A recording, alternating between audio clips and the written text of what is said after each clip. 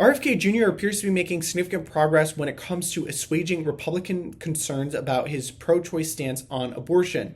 During his meetings with GOP senators this week, RFK Jr. has assured them in private that he will adhere to President-elect Donald Trump's agenda when it comes to abortion. This includes things like the Mexico City policy, which basically bars federal funds from being used for abortions in foreign countries. Happens to be one of those policies that tends to change between Republican and Democrat administrations. And basically what RFK Jr. has told them in private is that he will put his personal beliefs aside on abortion and carry out the Republican agenda. He's also said that personally he wants to see the amount of abortions nationwide go down. And now during the 2024 campaign cycle, RFK Jr. had espoused somewhat mixed views on abortion, but he was very clearly pro-choice. When he ran as a Democrat, he kind of indicated that he was not necessarily keen on restrictions of any kind at the federal level. And then when he ran as an independent, he made clear that he's not really comfortable with abortions in the third trimester if there isn't like some sort of exception warranted. Now, when Trump had named RFK Jr. as his pick to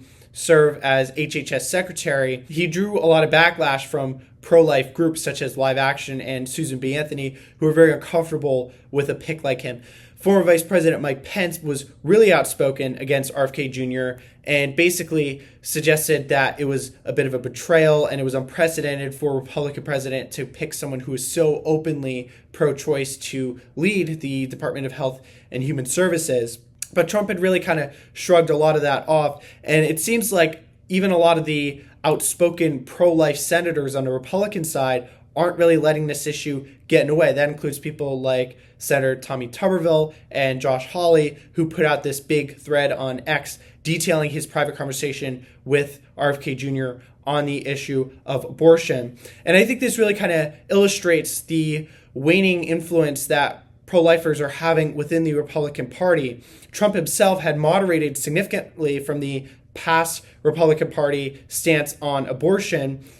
Previously Republicans had favored federal restrictions on the procedure, but Trump during the 2024 cycle said that he wasn't keen on federal restrictions. He just wanted to defer the issue to the states.